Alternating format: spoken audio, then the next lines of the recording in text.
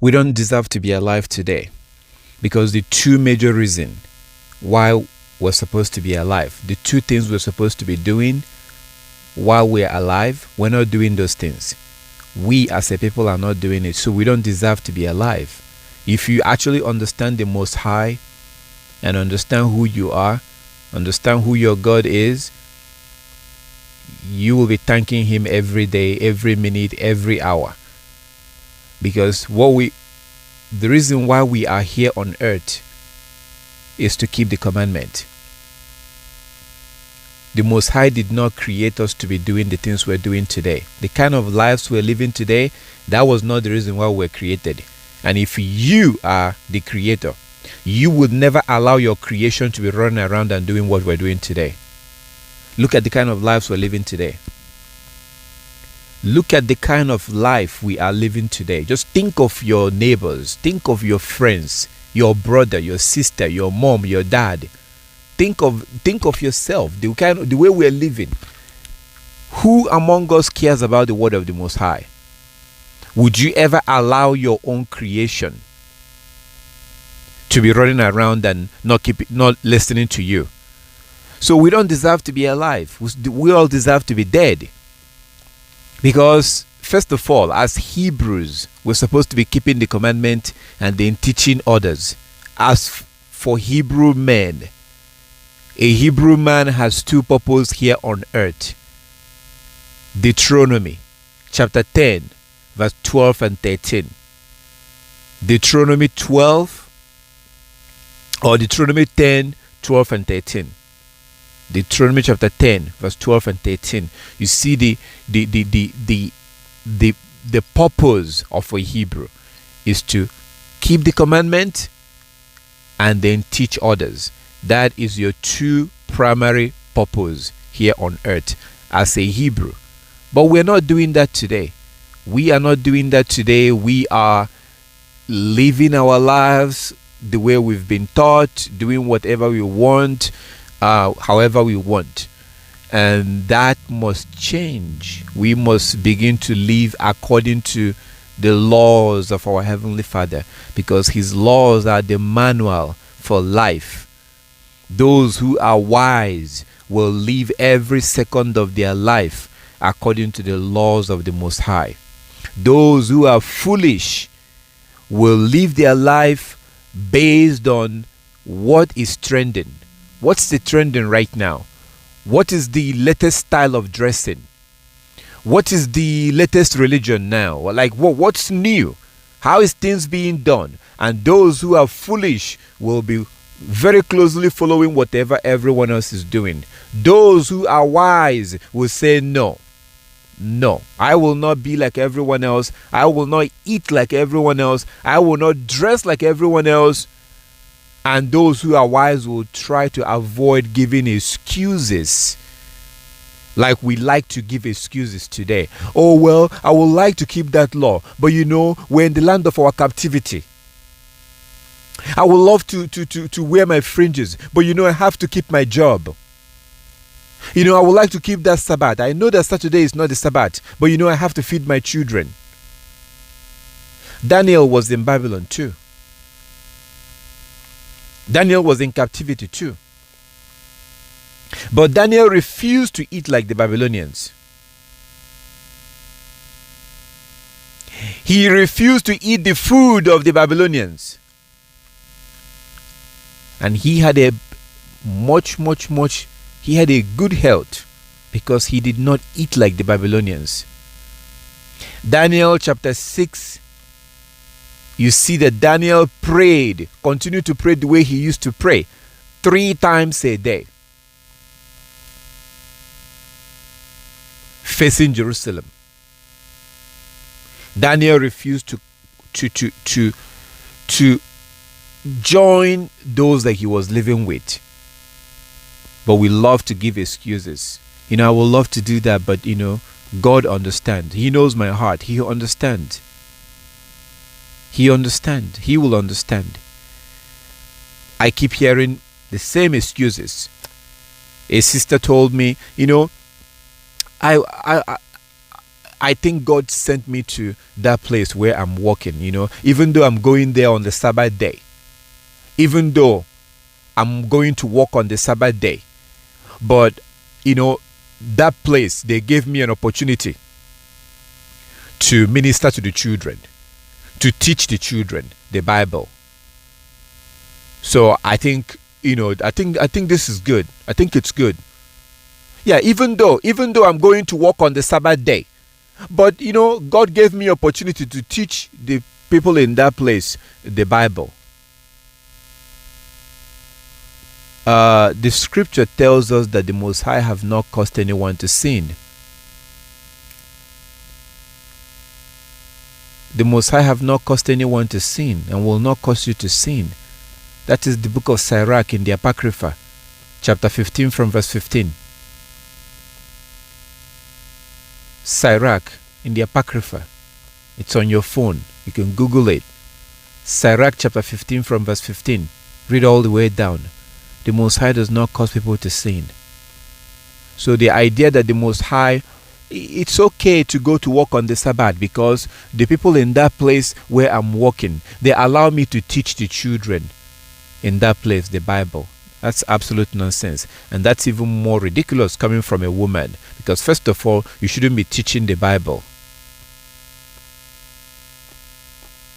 But this is how we love to justify what we're doing. This is how we love to find a way to, to make ourselves feel good, feel comfortable in our lawlessness, instead of trying to get away from it. The Most High will never cause you to go to work on the Sabbath. He cannot tell us to keep the Sabbath and say that whoever breaks the Sabbath will be put to death. Whoever breaks the Sabbath will not be saved. Then he turned around and he sent you to go to work on the Sabbath.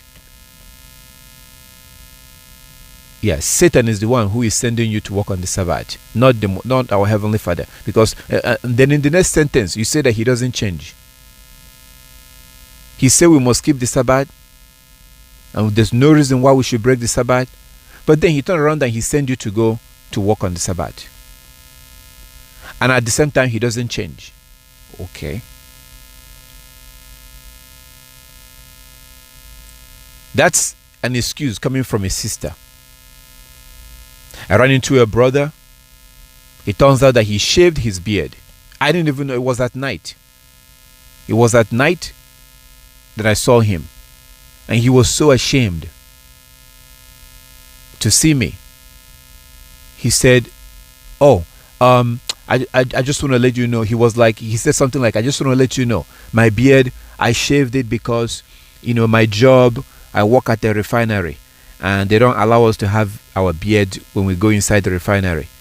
So I shave it because of my job. He's wearing his fringes. But he shaved his beard because the heathens that he works for told him that he must shave his beard. But then he assured me that everything is okay because in that place where he works, he's able to see other Hebrews and was able to share things with them. We are full of confusion. And it shows who we are really worshiping. We're worshiping Satan. Because it says that the Most High is not the author of confusion. How can God not be author of confusion? How can the Most High Yah not be author of confusion? But we ourselves are riddled with confusion. We say one thing right now and do next. And then we do what the Most High says not to do. But then we justify it and say that everything is fine. Okay. Leviticus 19:27. Don't destroy the edges of your beard. Leviticus 19:27. Do not destroy the edges of your beard. Jeremiah chapter 9. Jeremiah chapter 9, verse 25 and 26. Jeremiah 9, 25 and 26. Jeremiah 9, 25 and 26. It says that he will punish those that destroy the edges of their beard. So in Leviticus 19, 27, the Most High gave us a law that we should not destroy the edges of our beard. You go to a prophecy talking about the future in Jeremiah chapter 9.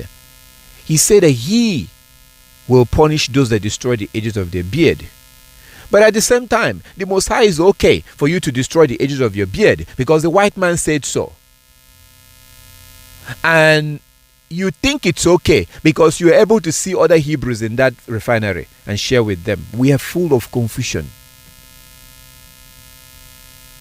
full of excuses, always looking for ways to justify our lawlessness,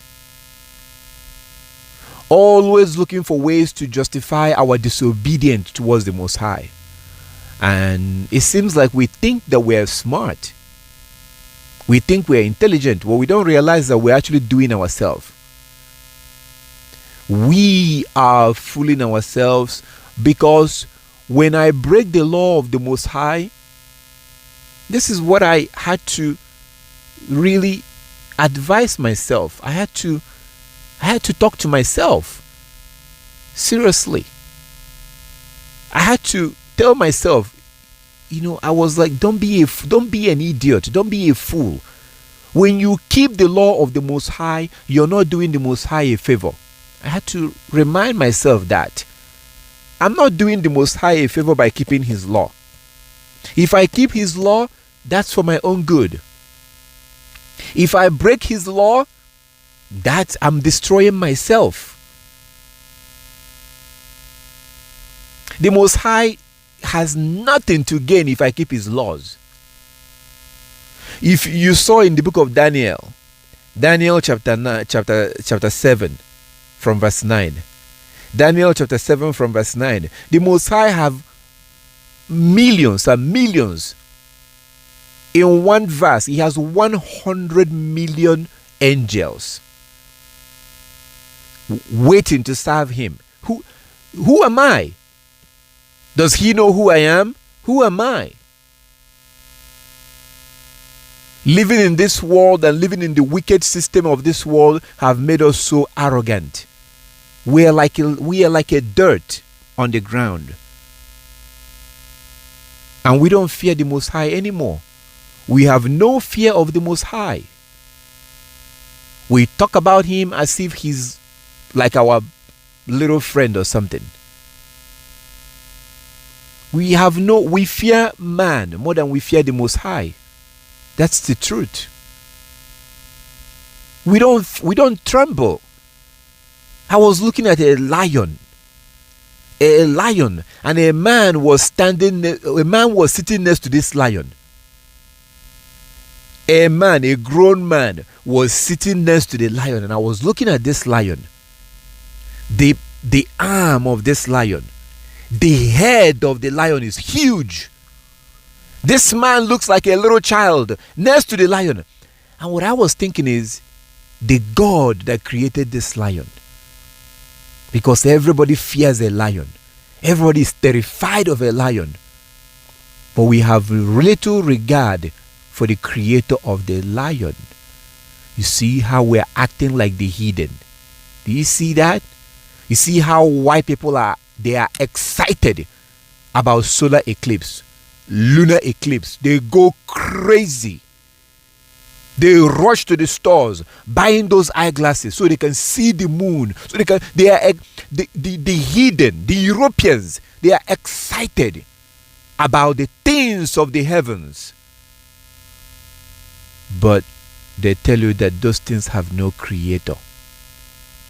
It's like me seeing a car and being excited, being happy. But then I tell you that there's nobody created that car. That car was not made by anybody. What would you say to me? You will not say anything to me. But in your mind, you're thinking, wow, this man is mentally ill. You feel sorry for me. You feel sorry that I'm looking at a car and I'm telling you that that car there's nobody made that car.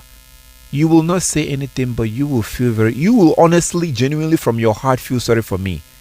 That's how I feel with these heathen, the Europeans and the rest of the Gentiles. Just like it says in Psalm chapter 14 from verse 1. Psalms chapter 14. A fool have said in his heart, there is no God. A fool have said in their heart that there is no God. But why do they say there is no God? It tells you right there in Psalm 14 why they say there is no God. It tells you why they believe there is no God. It tells you there's a reason why they believe that there is no God. It's right under what the book of Psalms just told you. Psalm 14 verse 1. Fools say in their heart, there is no God. Why? Because it says they are corrupt. They do abominable deeds, and there is no one who does good. So those who want to continue to fornicate, of course there's no God. Of course the Bible was made up by a bunch of men long time ago, because they are corrupt and they want to continue to fornicate, steal, rob, break the Sabbath, eat whatever they want, commit adultery, live however they want, dress however they want.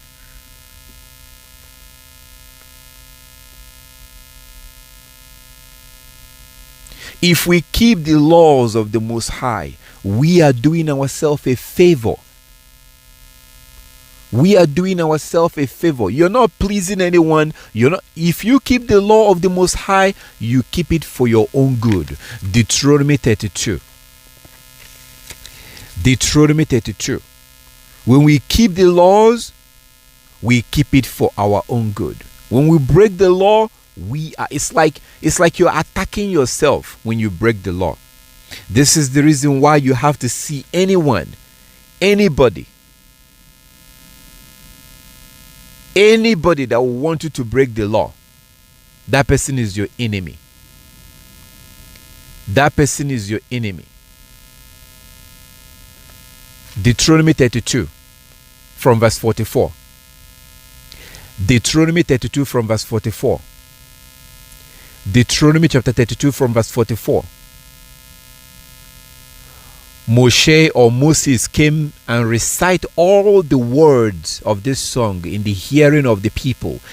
He and Joshua, son of Nun. Verse 45. When Moses had finished reading all the words to all Israel. Verse 46. Deuteronomy 32 46. Deuteronomy 32 46. He said to them, take to heart all the words that I'm giving in witness against you today. Give them as a command to your children, so that they may diligently observe all the words of this law. Deuteronomy 32 46. Deuteronomy 32 46. He said to the Israelite, take to heart all the words that I'm giving in witness against you today. Give them as a command to your children, so that they may diligently observe all the words of this law. Verse 47. This is no trifling matter for you, but rather your very life. Through it you may live long in the land that you are crossing over Jordan to possess.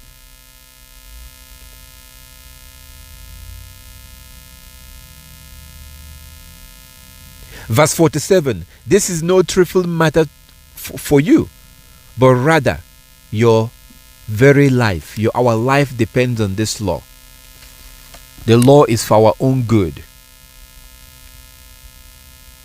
If we keep the law, we live. If we don't keep the law, we'll die spiritual death. 1 John 5:3. 1 John 5:3. This is the love of God, that we keep His commandment. That's the love of Yah, that we keep His commandment. 1 John 5:3. 1 John chapter 2 verse 3 to 6. 1 John chapter 2 verse 3 to 6. By this we know that we know Him, if we keep His commandment. By this we know that we know Him, if we keep His commandment. Anyone that claims to know Him but does not keep His commandment is a liar. Anyone that claims to know Him but does not keep His commandment is a liar.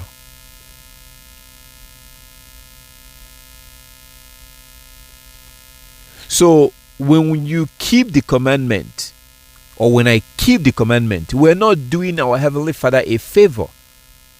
Do you know how many billions of people have lived and died in this world? Do you know how many billions of people have lived from creation till today, have lived their lives and died? We should consider ourselves as a nobody. We should consider ourselves as nothing, because that's what we are. We should bring ourselves very, very low, and we should be happy that we have the opportunity to keep this commandment. Because many of our people are going to live and they will die without keeping this commandment. And if anyone lives and dies without keeping the commandment, they are doomed. Unless if you believe that the Most High changes. We seems to believe that. If you do not keep the commandment, you will not make it into the kingdom.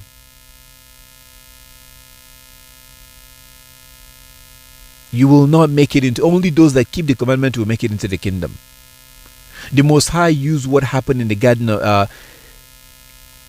in the wilderness, to give us an example. The Most High used what happened in the wilderness. See how our ancestors came out of Egypt? They traveled, and He did not allow those that did not keep the commandment to enter into the promised land. Not even Moses or Aaron was able to make it into the promised land. It's the same thing again. Same thing happening, but now in a bigger scale. In a bigger scale. And the coming kingdom, the kingdom of our Heavenly Father, that is that promised land. But only those that keep the commandment will be allowed in there. So if you have an opportunity to keep the commandment, you should be thanking the Most High. You should be doing everything within your power to learn more of the commandments and keep them.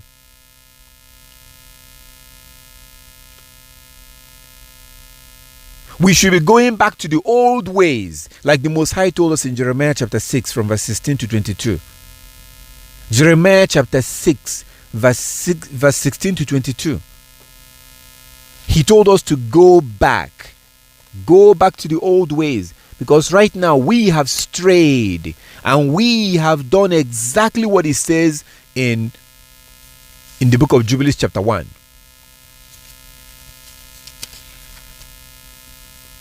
We've done exactly what it says in Jubilees chapter 1, which is that He said in Jubilees chapter 1, in the book of Jubilees chapter 1, that we will follow after the heathen, that we will follow after the Gentiles. That's exactly what we've done. We've followed after the Gentiles. We've followed after our enemies. And we eat like them. We drink like them. We dress like them. We worship like them. Everything we do today, we do like the Europeans. Look at your life. We were born into their system, like our ancestors was born into the Egyptian system. We were born into the European system. It doesn't matter where you are in the world. They polluted the whole world with their abominations, their system. So, like our ancestors, we must come out of their system.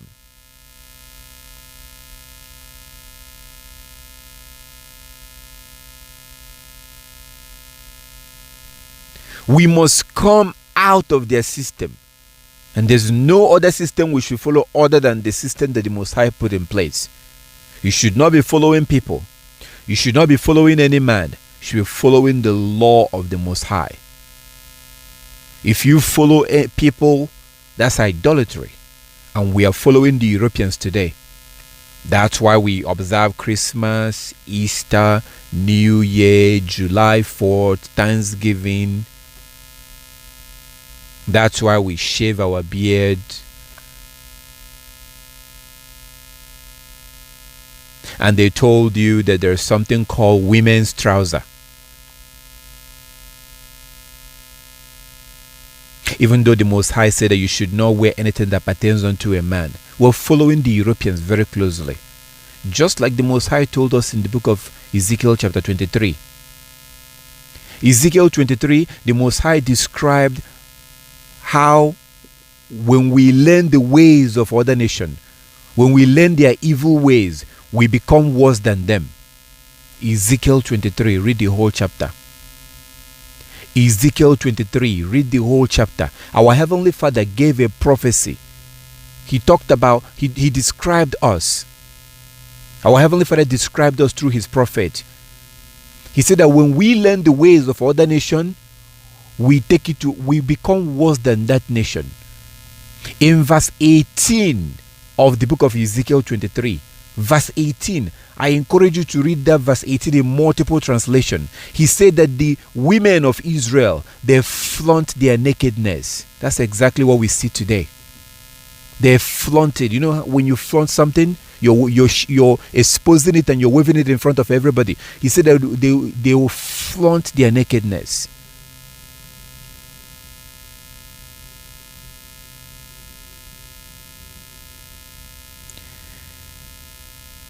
We were already born into the modern day Egypt. We were already born into this worldly system. We must now go back and do what the Most High says in Jeremiah chapter 6 from verse 16 to 22. Jeremiah 6:16 to 22. Jeremiah 6:16 to 22. Thou says Yahweh, stand at the crossroad and look and ask for the ancient path.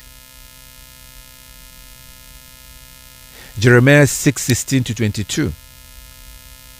Thou says Yahweh, stand at the crossroad and look and ask for the ancient path, where the good way lies, and walk in it, and find rest for your souls. But they said, we will not walk in it.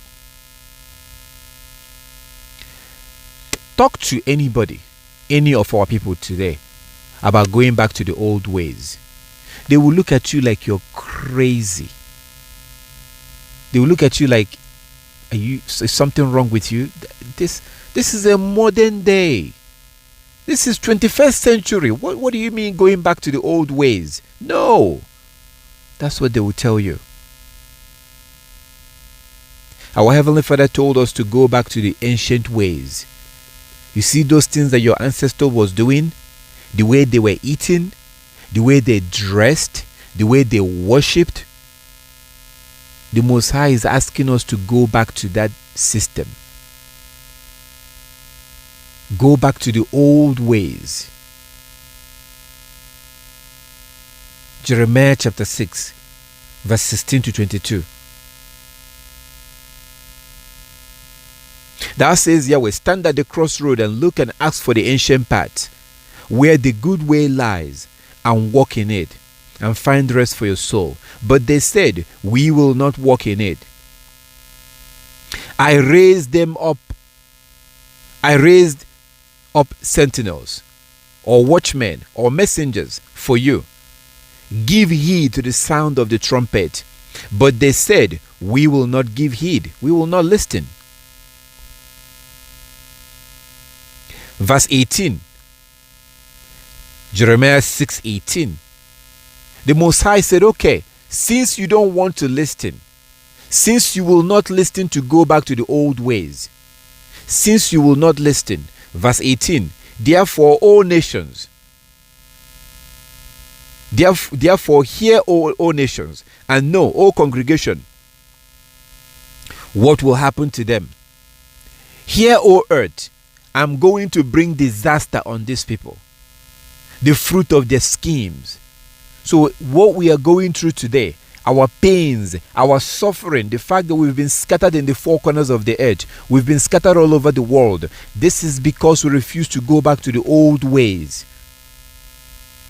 Because at some point our ancestors was keeping these laws. Our ancestors was keeping the laws and the commandment. It says in the book of Exodus, at some point, The Israelites, our ancestors, they did everything the Most High told them, exactly the way He told them, after they built the tabernacle. So our ancestors was keeping this law perfectly, and the Most High is telling us to go back to that ancient ways, which is found written down in His Word. How we dress, how we worship, everything we do is all written down in His law.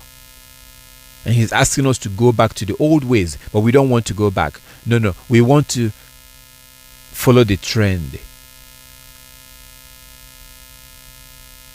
Verse 19, Jeremiah 6:19. Hear, O earth, I'm going to bring disaster on these people. And we're still stuck on that disaster till today. The fruit of their schemes, because they have not given heed to my words. As for my teaching, they have rejected it. Again, the Most High have taught us how to eat, what to eat, how to dress, how to worship. The Most High have taught us this thing through His Word. It's all written down. You don't have to listen to me. You don't have to follow me. You don't have to listen to anybody. Everything is written down in the book of Deuteronomy, the book of Leviticus, the book of Numbers. It's all written down for you. But do we want to follow it? No. Verse 20, Jeremiah chapter 6 verse 20. Of what use to me is frankincense that came from Sheba, or sweet cane from a distant land? Your burnt offerings are not acceptable, nor your sacrifices pleasing to me. Why? Because we refuse to go back to the old ways. We refuse to follow His law. But then we get ready and go, we do sacrifice. We light up incense. We say hallelujah, shalom, peace to you, hallelujah. But we refuse to go back to live our life one by one, step by step, according to His law. And because we refuse to do that, He rejects all of this thing that we're trying to give Him. Verse 21, Jeremiah 6:21. Therefore thou says Yahweh, see, I am laying before these people stumbling blocks, against which they shall stumble. And we have stumbled. We are scattered all over the world, and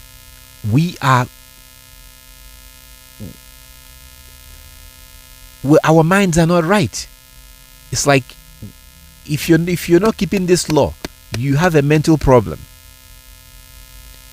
because everything is off. You have no understanding if you don't keep the law, because true understanding only comes by keeping the law. Psalm 111, wisdom, true understanding and wisdom comes from keeping the law of the Most High. And without keeping the law of the Most High, we are blind. We are deaf, like He says in the previous chapter, Jeremiah chapter 5. Jeremiah chapter 5, verse 20. Jeremiah 5:20. Declare this in the house of Jacob, proclaim it in Judah. Hear this, O foolish and senseless people, who have eyes but do not see, who have ears but do not hear. Do you not fear me, says Yahweh? Do you not tremble before me?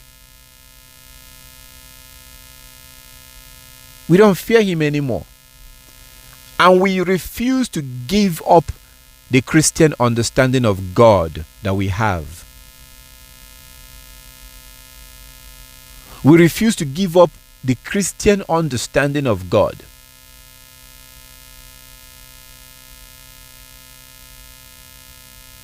We still talk like Christians. And when we refuse to let go of these things we learn from the heathen, then we are rebelling against the Most High. Your fringes can be, you can wear your fringes and it will extend back to 2-3 miles. You can grow your beard and it's touching the ground. You can wear your veil and it's touching the ground. It doesn't matter. Because our mindset must change. It's not just physical change, but mindset also. Jeremiah chapter 6 verse 21. Therefore thou says Yahweh, see, I am laying before these people stumbling blocks, against which they shall stumble. Parents and children together, neighbor and friends shall perish. Verse 22. Thou says Yahweh, see, a people is coming from the land of the north. A great nation is stirring from the farthest part of the earth. So he said it's because we refuse to listen that he will send a nation against us. It's Yah's way or no way. But we manage to convince ourselves that, we follow our heart. Even though Jeremiah chapter 17 verse 9, Jeremiah 17:9 says that our heart is wicked. Jeremiah 17:9. The heart is devious above all else. It is perverse. Who can understand it? Our heart is perverted. Because our heart will always tell us, it's not that bad. It's okay. God will understand. Even though he says don't do this, it's okay. He will understand. He will have mercy. And I gave you an example with 1 Corinthians chapter 5. So 1 Corinthians chapter 5. A brother has sex with his father's wife. A brother in the congregation, as you can see in 1 Corinthians chapter 5, a Hebrew Israelite went ahead to have sex with his father's wife. And our Heavenly Father gave us a law that says that if a man has sex with his father's wife, that man is to be put to death. There is no forgiveness. There is no mercy. Any man that has sex with his father's wife are supposed to be put to death. Kill that man. So you see in 1 Corinthians chapter 5 that there was a brother in the congregation that had sex with his father's wife. What did Paul say? Mercy, kindness, love, pray for him? No! Paul says kill him. Paul was like, I wish I am there. 1 Corinthians chapter 5 from verse 1. I can guarantee you that they will not read that in the church. Because they can clearly see that Paul did not talk about mercy. Paul never talked about love or forgiveness. Paul says, make sure that that brother gets put to death. That's Paul the apostle. He committed that he slept with his father's wife. He should die. No mercy, no kindness, no love. Are you strong enough to go against the law of the Most High to lay with your father's wife? Then get ready to die. And Paul was not happy with the congregation because they haven't made sure that that brother died already. Because they were delaying in killing that brother. He wasn't happy with the congregation. Now that's Paul the apostle, and I'm quoting 1 Corinthians chapter 5 from verse 1. You don't know about that chapter because your pastors, that place will contradict their satanic doctrines. That says that Paul was teaching against the law. The law says if you lay with your father's wife, you die. And there was a brother in the congregation that lay with his father's wife, and Paul says, kill him. And I'm not happy with you because you have been delaying in killing him. I wish I'm there, but I'm there with you in spirit. I wish I'm there with you physically, but I'm there with you in spirit. Make sure that that brother die. That is to show you the kind of what we're dealing with here. This is a very serious situation.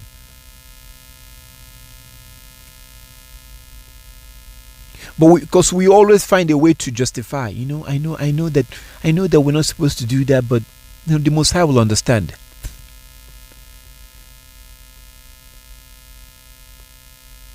He punished Moses for breaking his word. He punished Aaron for breaking his word. He punished David for breaking his word. But some reason, somehow, I am different. See, I am different from Moses. I'm different from Aaron. I'm different from all these people that the Most High have killed. I am different. He will have mercy on me. He didn't have mercy on them, but that was then. You see, the Most High have changed. He has changed. So that was back then. This is now. When he was dealing with Moses, that was back then. When he dealt with Aaron, that was back then. When he killed the two sons of Aaron instantly, that was back then. When he punished David, that was back then. But this is now. The Most High will understand. He has changed.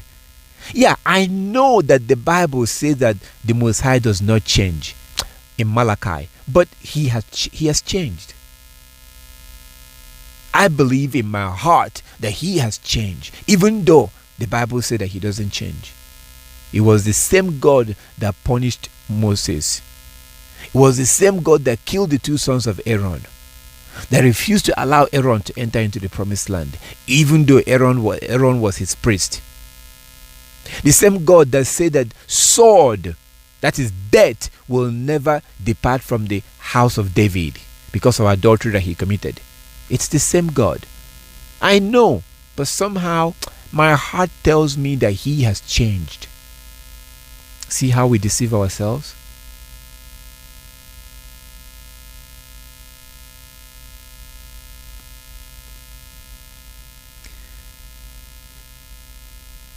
Paul the Apostle understands that the Most High does not change. And the Paul the Apostle that you know today is not the one in the Bible. Just like Christ that you know today is not the same one that you read about in the Bible. The Christ you read about in the Bible says in Matthew 23 verse 1 to 3. Matthew 23 verse 1 to 3. Matthew 23 verse 1 to 3. The Christ that you read about in the Bible says that we should keep all the laws of Moses. Matthew 23 verse 1 to 3. Christ said that we must keep all the laws of Moses.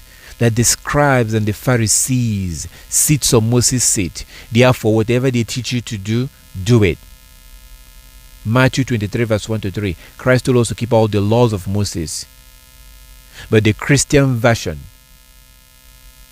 the satanic version that our enemies have taught us, we did not know Christianity if not for white people. The Europeans gave us Christianity. Without the Europeans, we will not have Christianity. It came from them in 311 AD. Constantine the Great, the Roman Emperor, he created the Roman Catholic Church. And every church you see today, they are all part of the Christian church. But before it happened, the Most High made sure that we knew about it. He told us about it in a prophecy. 2 Thessalonians chapter 2. 2 Thessalonians chapter 2. 2 Thessalonians chapter 2. Read the whole chapter. 2 Thessalonians chapter 2 was talking about Christianity even before Christianity was created. More than 200 years before Christianity, the Bible spoke about Christianity. The Most High made sure that we know about this wicked religion that will come. But how can the Most High allow a wicked religion to come?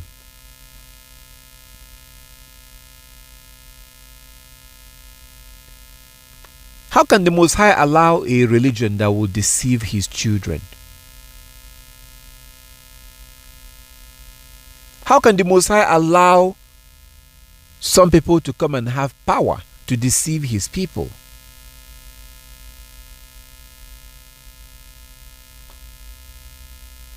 Because the Most High is testing us. And we are not the first. When our ancestors came out of Egypt, the Most High tested them.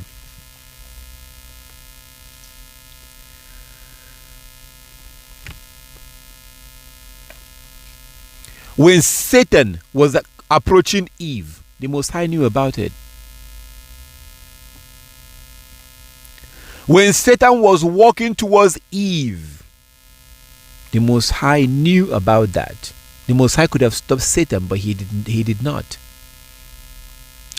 Satan cannot do anything with his own power because Satan was created. And the Most High created Satan. Our Heavenly Father created Satan. And his job is to test us. Like he did Job. And Job passed the test. Same way you and I are being tested today.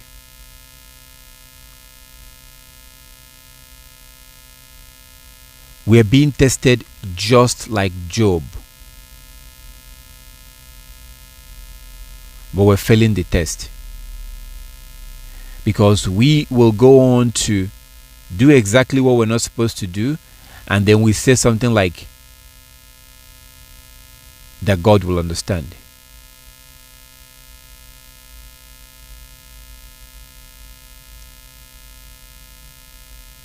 Not realizing that we're being tested.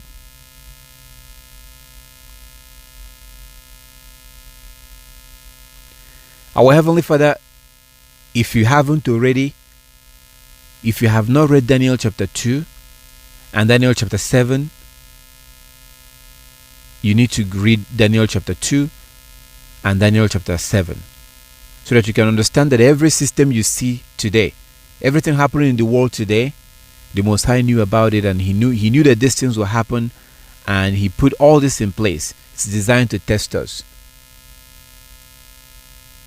So everything happened. None of this is a coincidence. The Most High is testing us to see what we will do. Like Job. Are we going to choose to keep the commandment? Or are we going to just be like everyone else and give excuses?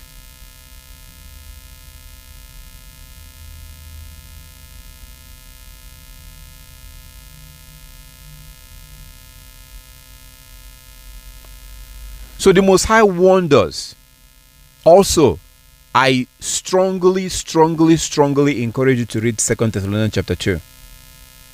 2 Thessalonians chapter 2. I really encourage you to read it. Because if you read 2 Thessalonians chapter 2, it talks about Christianity.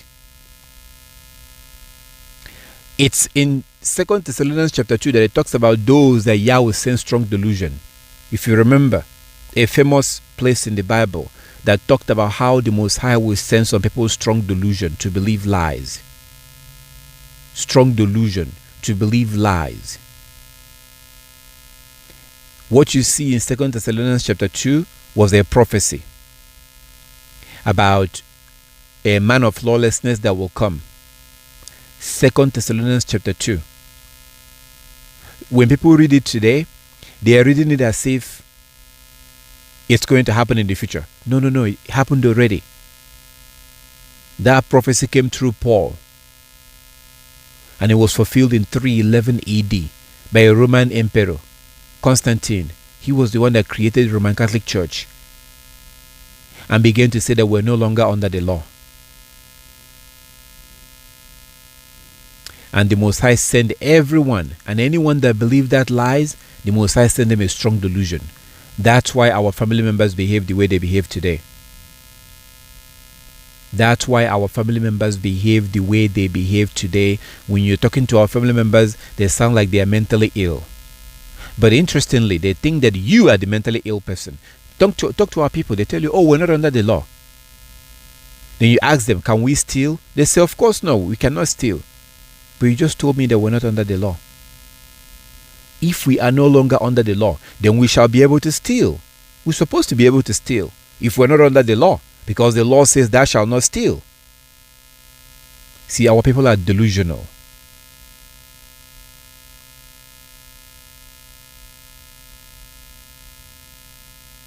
Our people are delusional.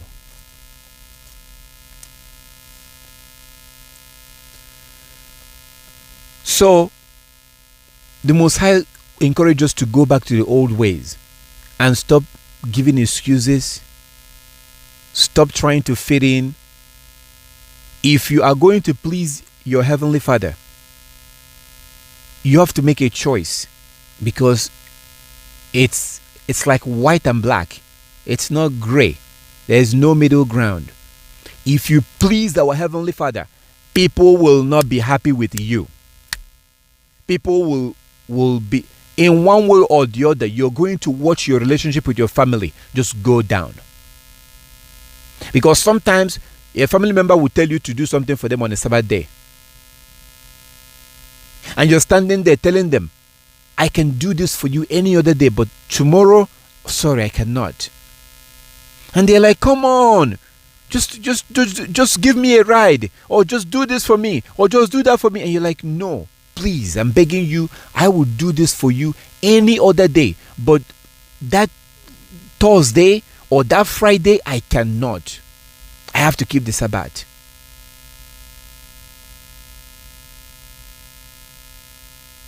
And in their mind, they are angry. They're not happy with you.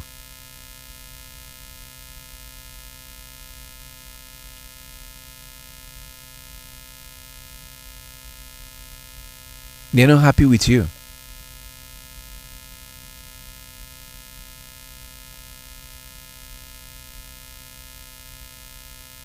I remember one time, the day before the Sabbath. It was not on a Sabbath day. It was not even on a Sabbath day. On a regular day, on the sixth day of the week, I had went to collect, get a message from somebody who was traveling. And this person told me, oh, can you please take me to the airport? This person said, can you please take me to the airport? And they said, can you please take me to the airport? And without, I said, you know, I'm busy. I have to go get some things. And then I said yes. That was one of the most horrible night, one of the worst night of my life. I felt so guilty because I took him to the airport. That was not even on a Sabbath day. It was the day before the Sabbath. Why did I feel so much guilty? I felt guilty because I know he's not supposed to be traveling on the Sabbath, according to Jubilees chapter 50. According to Jubilees chapter 50, you're not supposed to travel on the Sabbath. But he was traveling that night. And by the next day, he will still be traveling.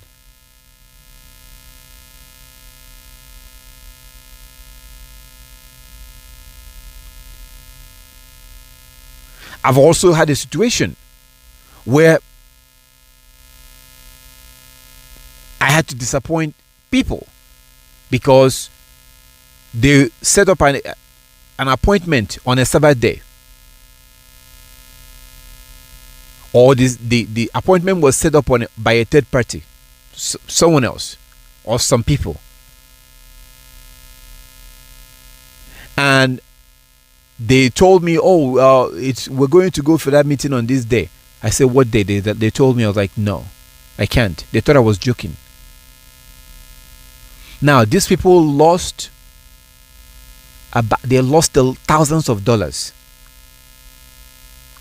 We both lost money. I lost thousands of dollars. They lost they lost their money. We lost money because I was like, no, I can't. Any other day I will, but that day I will not go. Now I could have said to myself, it's just for 1 hour. I'm going to go and I'm going to look for people to talk to about the Bible. I could have just come up with an excuse to go for that appointment. But I said no. In the beginning, they thought I was joking. They can never believe that I will ever not go for that appointment. Like, to them, that is crazy for me not to go. I said no. Any other day I will go, but for that day I cannot go. And of course, they were not happy. They were not happy. Because all their time and their effort and the money that they're losing because of me.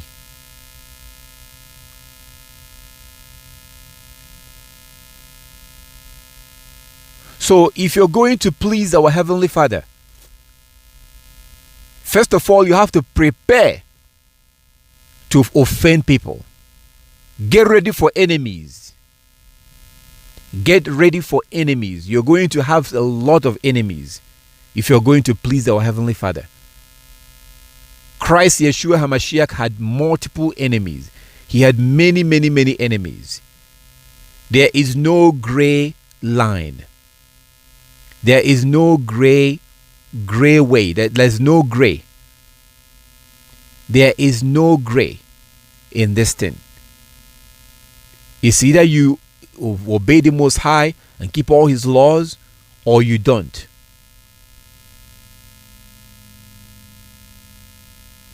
But if you're going to obey Him and keep all His laws, people are not going to be happy with you. People are going to be and you have to be prepared. You must be prepared. Because changing your life or refusing to go where everyone is going, you're going to step on a lot of foot. It's very important to understand this as you go on this journey. And we are still not working hard enough on our thinking, on our mind, on our behavior. We're still not working hard enough.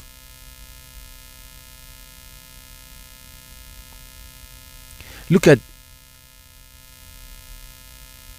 Leviticus. Look at the book of Leviticus. Look at what the Most High said here. Leviticus 18.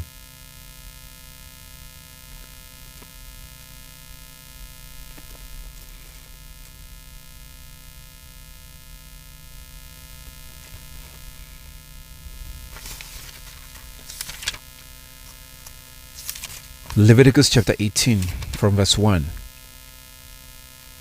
Look at what the Most High said here. Leviticus 18 from verse 1.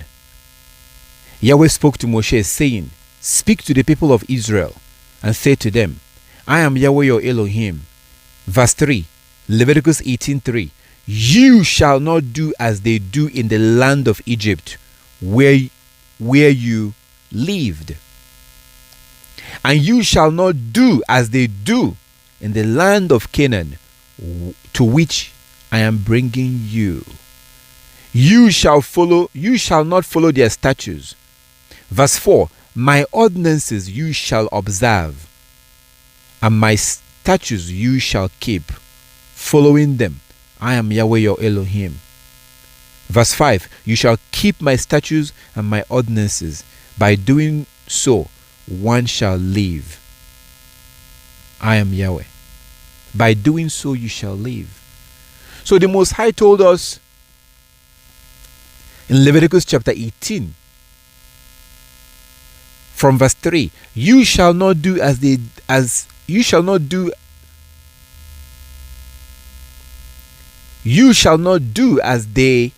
do in the land of Egypt, where you lived. So when you didn't know who you were, when you were thinking that you were a Christian, spiritually, you were living in the land of Egypt. If you remember in Deuteronomy 28, our Heavenly Father said that He will send us into Egypt again with ships. He said that He will send us into Egypt again with ships. So our ancestors was taken as slaves to the land of the heathen. And the Europeans are those heathens that took our ancestors as slaves. So the Most High called it Egypt. Deuteronomy 28 was way after our ancestor came out of Egypt. And yet the Most High described this land that He will send His people as Egypt. So now, it doesn't really matter where you are in the world. Right now, we are in different countries. We have a brother in Uganda. We have those of you in Europe, in the Caribbean, in America, in Africa. We are in different continents. There's only one continent we're not in right now, which is Asia. We had a sister from South Korea. So that means we would have been in all continents. So you need to understand that it doesn't matter where you are now in the sense that the doings of the land of Egypt, the modern Egypt, their doings, their way of life have now spread all over the world. That's why you see a Chinese man that was born and raised in China, has never left China, and yet they shave their beard, they wear suit and tie. And they tell you that they will tell you that their name is Sammy. Because the ways of this modern day Egypt have now spread all over the world. The whole world has been affected by the way of this modern day Egypt. So as we come out, now we know who we are, just like our ancestors came out of Egypt and they knew who they were. As we come out, as you can see, I'm not the one that is saying this. Look at Deuteronomy chapter 18. The Most High said that the way, the doings, the lifestyle, the food, the clothing, the culture, the religion, everything about the Egyptians you cannot follow. The doings of the Egyptians where you came from you shall not follow. And the doings of the land of Canaan where you are going you shall not follow. You can only follow my law. This chapter right here and these verses summarizes everything that I just told you. We can only live according to the law of the Most High. We cannot live our life just like everyone else. Go into the store, you walk into a store, you just pick up anything. You go to the shelf, you just take any whatever. If it looks good and it sounds good, you put it inside the basket. No. You have to shop like a Hebrew. Cook like a Hebrew. Eat like a Hebrew. How did the Hebrew eat? Natural food. So if you walk into a store and you see that there is this sliced onions in a sachet, you're looking at this sachet, this really nice packaged with picture of fresh onion on the packet. You see that, and then you see regular onions. You don't touch the man-made one. You pick up the natural one. You come into a store, you see tomatoes, fresh tomatoes. But then you see on some other aisle canned tomatoes that are already made, put in a can and sealed up with very nice label that says 100% natural, even though they are lying. That says 100% natural. Already made. You just take it home, open it up, pour it inside the pot. You don't touch that nonsense. That's nonsense. If you're buying and shopping and buying things like that, you're going to get sick. And when you do get sick, you deserve to be sick.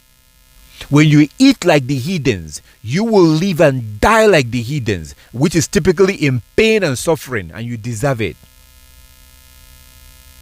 You're supposed to be like Daniel in Babylon, that refused to eat like the Babylonians.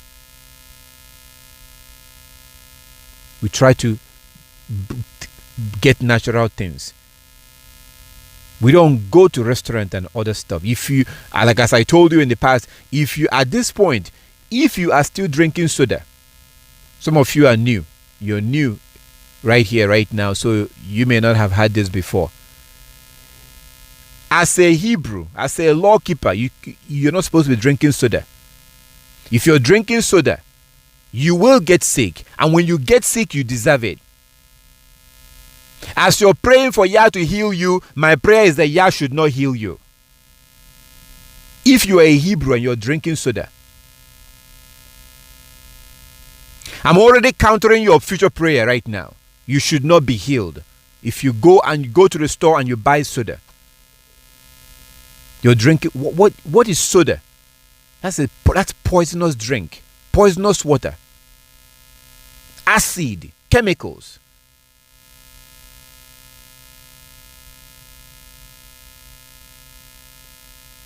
Your kidney was not designed for that. It's like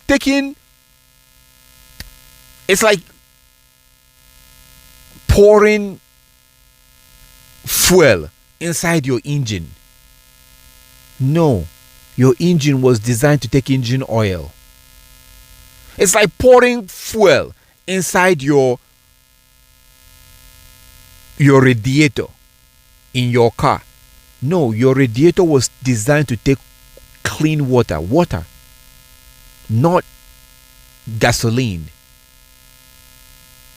When that soda goes inside your kidney is confused. Your kidney is confused. Because the job of your kidney is to filter the liquids in your body, to filter all the liquids.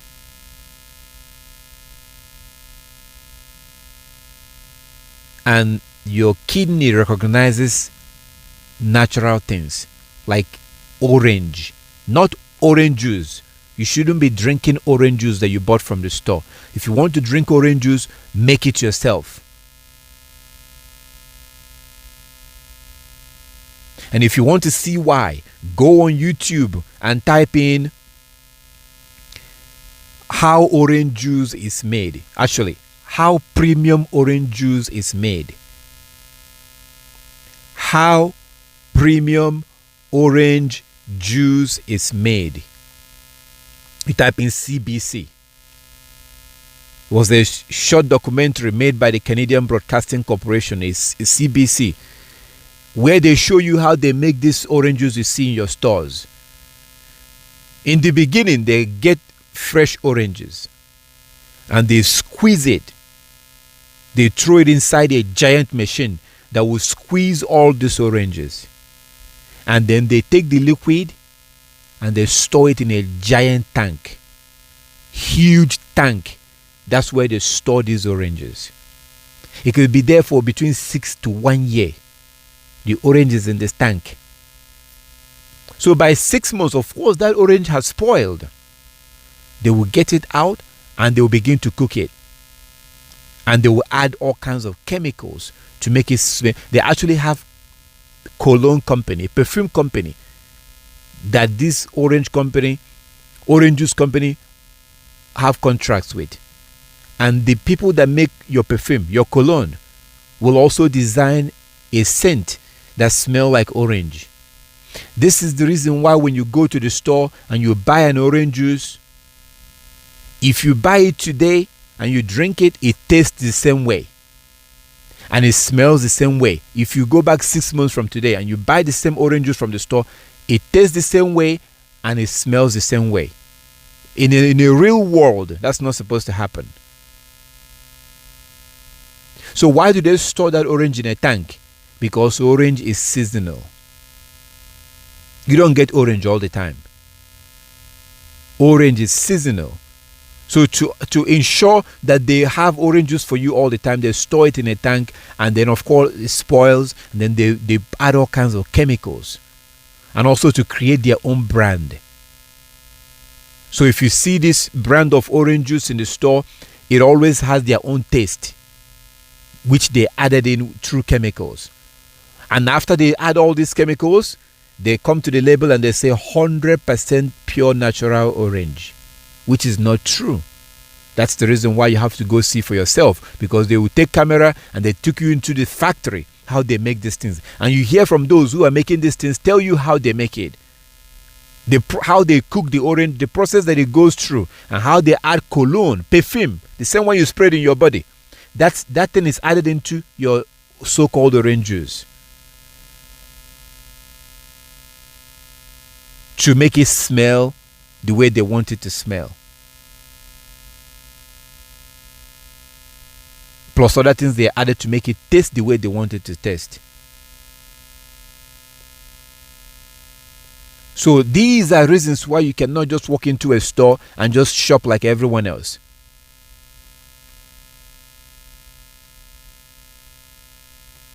This is all part of what it means to go back to the old ways. You remember Jeremiah chapter 6. Jeremiah 6, 16 to 22. Yah told us to go back to the old ways, to the ancient ways, the ancient path. He told us in Leviticus chapter 18 not to do the doings of the Egyptians where we came from, or the doings of the Canaanites where we are going. We shall only follow the law.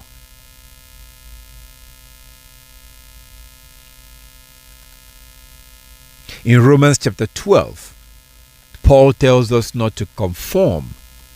Don't conform to this present world.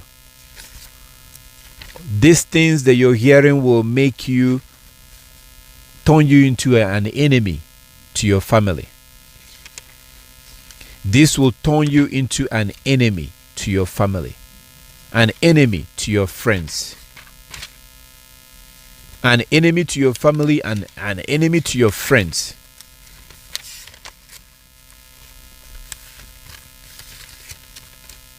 Like Christ said, your enemies will begin from those who are in your house. Romans chapter 12 from verse 1.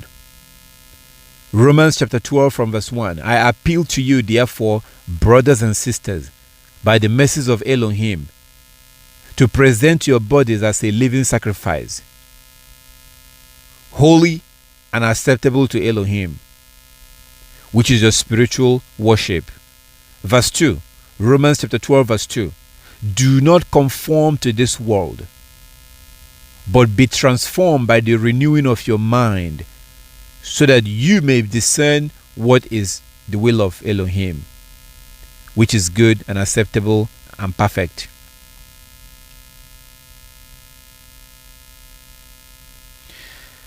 If you ever choose to honestly please our Heavenly Father, you will be displeasing a lot of people, starting from your family. And you have to know that, so that you can decide if it's worth going through that. All the other people that came before you, they went through the same situation. Abraham went through the same situation. I encourage you to read the book of Jubilees. It's really amazing to read what Abraham went through with his family. And eventually the Most High told him to leave. Leave them. Get away from them. What do you think Abraham's father, Abraham's mother, Abraham's brothers and sisters, what do you think they will think if a prophet had told Abraham, pack your things and leave your family, the family of Abraham will not be happy with that so-called. They will say that that man is a so-called prophet. Abraham's brother died because of Abraham. Because in the middle of the night, Abraham woke up after many times of trying to convince his father to stop worshiping idol.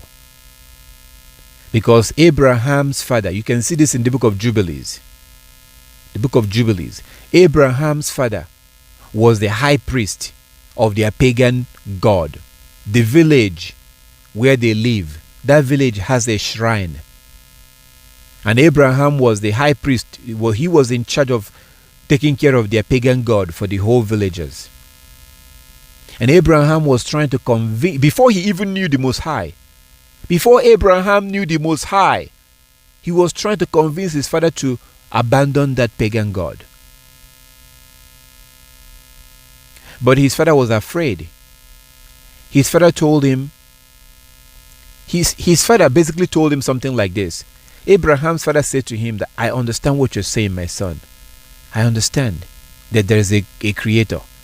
The problem is that if I abandon this shrine, these people will kill me. The villagers will kill me if I abandon the shrine, because he was the caretaker of the shrine for them.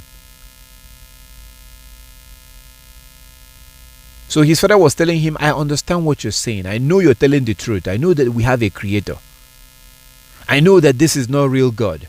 But you have to understand my situation. I am the high priest. If I abandon this, the villagers will gather and they will kill me.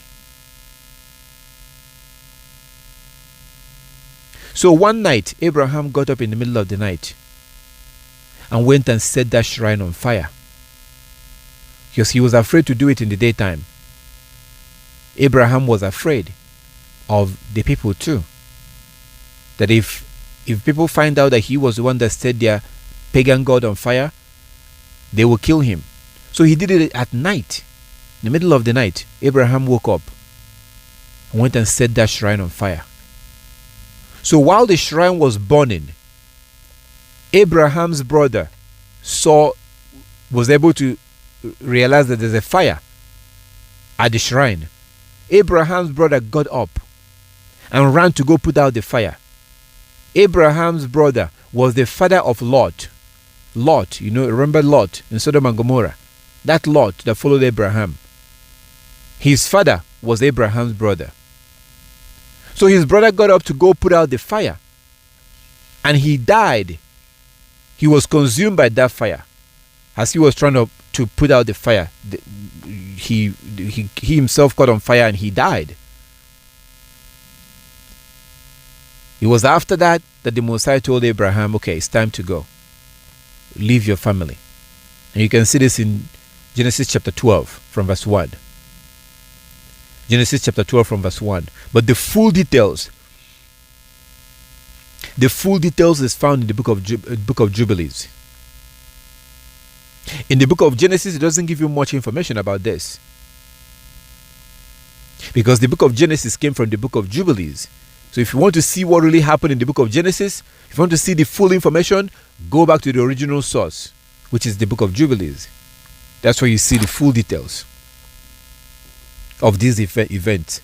Like for example, the book of Genesis doesn't tell you where Cain got his wife. Cain had a wife. But Cain was also the first son of Adam.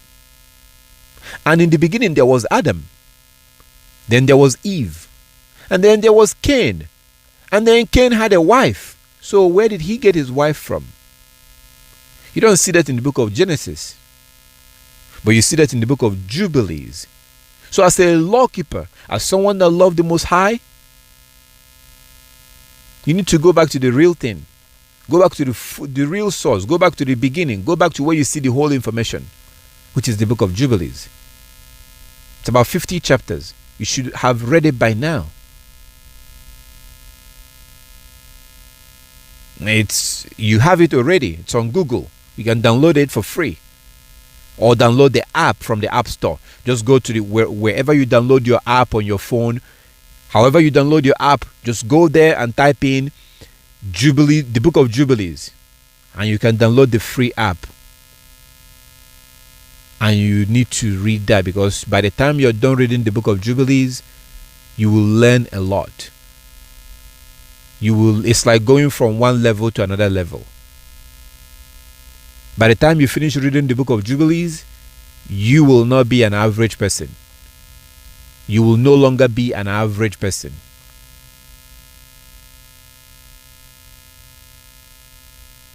Because your understanding will increase. So, that was what the process that Abraham went through. But that was just Abraham. Now imagine Yeshua HaMashiach, our Savior. He went through the same thing.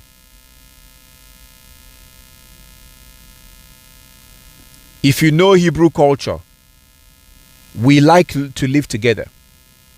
Okay? We as a people, we usually live together. We live in families, like we live together in the same house most of the time. If not in the same house, in the same compound. That's how we used to live.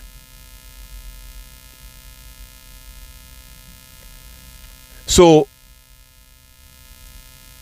you look at Isaac and his wife Rebekah and their son Esau with his 2 wives plus Jacob.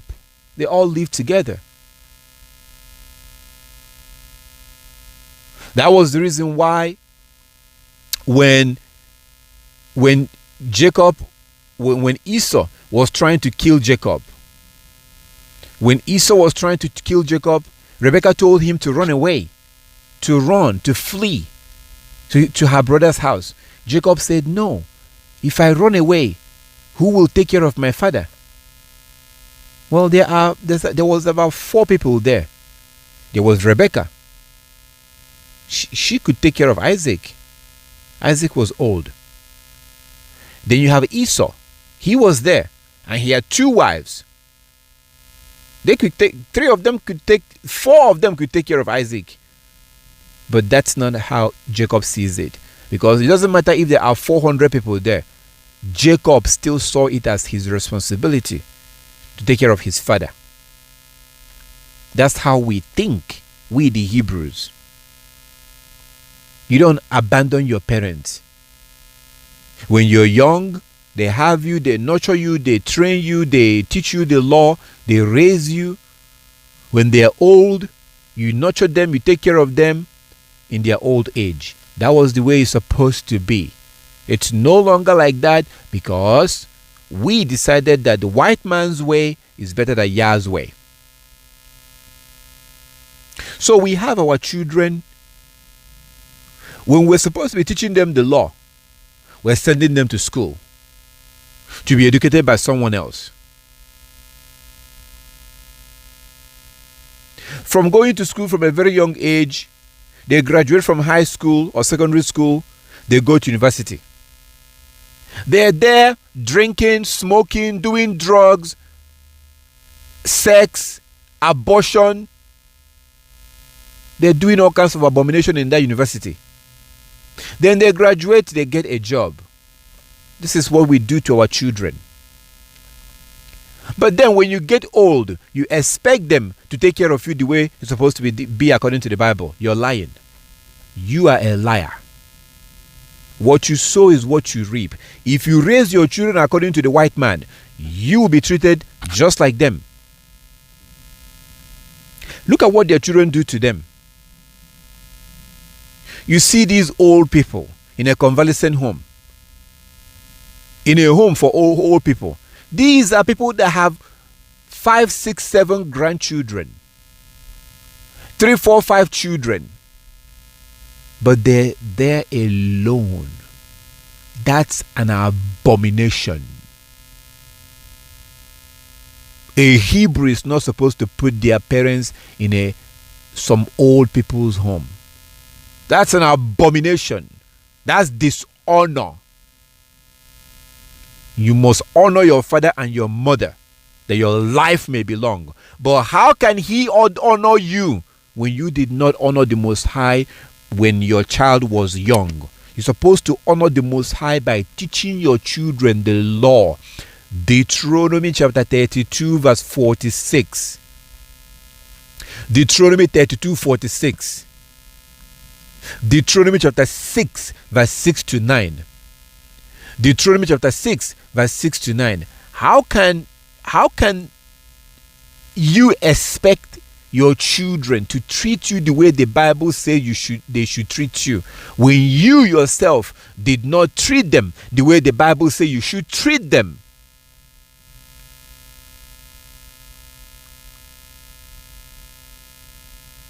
If I did not raise my children the way the Most High told me to raise them, I do not deserve any good thing that's supposed to come to me from them when I'm old, the way the Bible said they should do.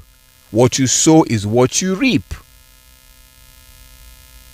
Our ancestors, you remember the book of Jubilees that I mentioned?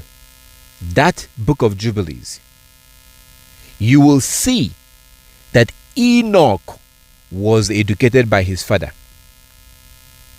His father taught him how to read and write. You see that in the book of Enoch. As you read the book of Jubilees, pay very close attention when you get to the part about Enoch. The scripture tells you that his father educated him on how to read and write. You continue to read. Moses was educated on how to read and write by his father. It tells you that in the book of Jubilees.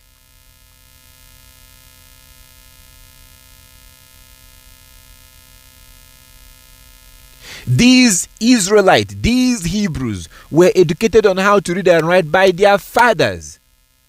They did not go to school.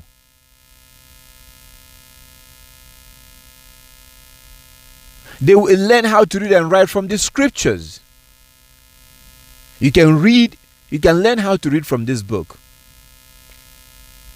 You can learn how to write from this book.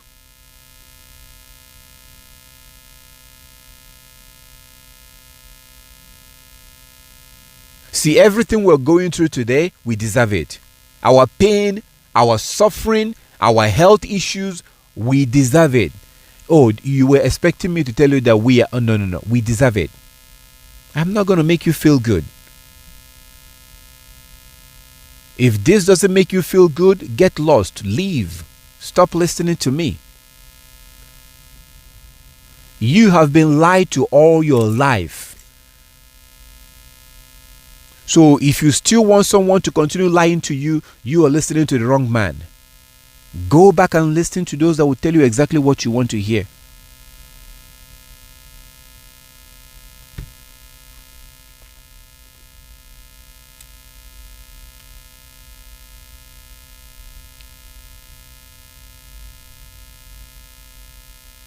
There's a way we're supposed to raise our children,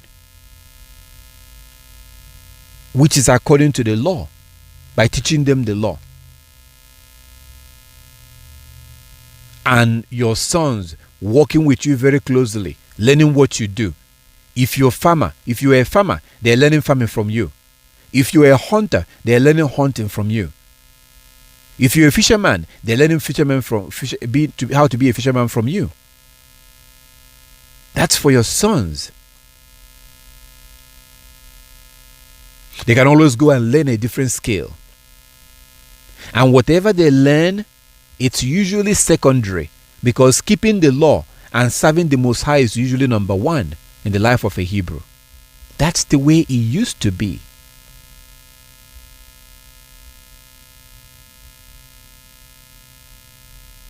The women were never put into this system. Women and men are raised differently. Those of you who are old enough will remember, if you know anything about Africa, there was a time that girls are trained to be a wife. They learn how to cook. They learn how to wash clothes. how to clean house. How do they learn this thing? Do you sit them down and begin to teach them? No. They're looking at their mother. They're learning from their mother. That's how it used to be. Until we decided that the ways of the Europeans are the best way to go. And the ways of our ancestors, oh no, that's the old way. Oh, that is the old way. What did the Most High say in Jeremiah chapter 6 from verse 16 to 22? No, he said go back to those ancient ways. What did we say to the Most High? No. This is why we deserve everything we are going through. All the pain, all the suffering, all the misery. Everything we are suffering today is because we chose to follow the Europeans. Name any country that we live in today. We complain, oh, it's corrupt. It's corrupt. Name any country. I'm talking about the Hebrews. Whether you are in the Caribbean, whether you are in Africa, wherever we are complaining that our government is corrupt. How can our government not be corrupt? What kind of government do you have? Do you have the kind of government that the Most High said we should have? No.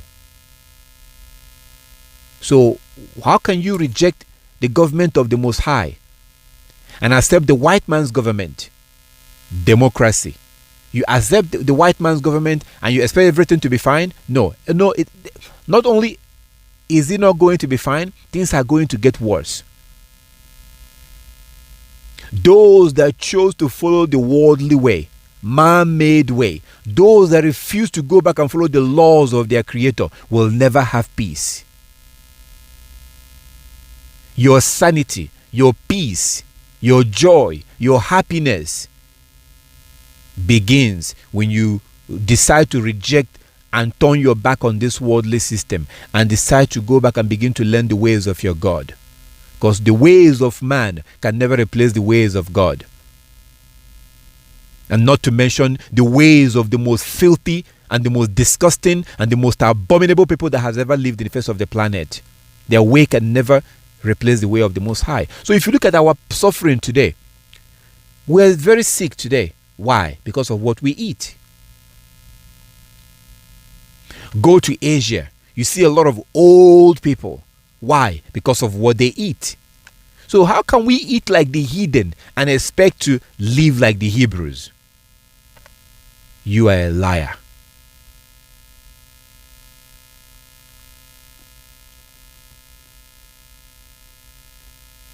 Do you see the root of all our problems? It's the law. That's why it tells you that if we keep this law, it's for our own good. Our life depends on this law. Every single problem we have today, it doesn't matter, you can name any problem. It goes back to the fact that we refuse to keep the law.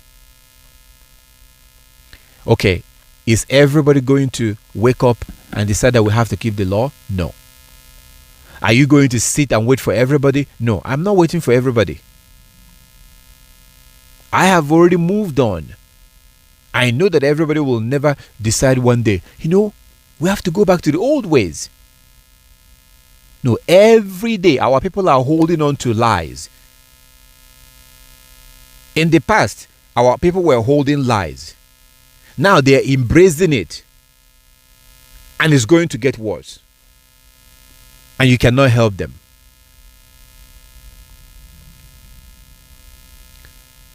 We are constantly looking for fake solution. Our people worldwide, wherever we are always looking for fake solution. Those in Africa is talking about Biafra. Those in America is talking about whatever, talking about now the latest thing is economic might. The latest scam now is that if we have enough money, our problems will go away. Our enemies will leave us alone. Yeah, go and ask Bill Cosby, who is in prison right now, what that enough money did for him.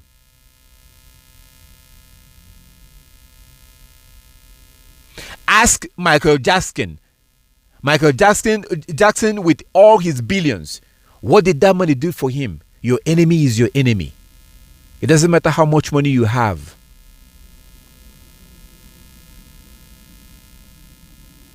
The solution is not in making more money. The solution is not in getting more education. These things will make the situation even worse. The situation lies in keeping the law. And our people are not going to wake up one day and decide, we have to go back to the law. No. You have to do what Paul says in Philippians 2:12. You have to work out your own salvation. Philippians 2:12. You have to work out your own salvation with fear and trembling. Don't wait for anybody. When Lot and his wife and the angels were coming out of Sodom and Gomorrah, his wife looked back and Lot continued to walk.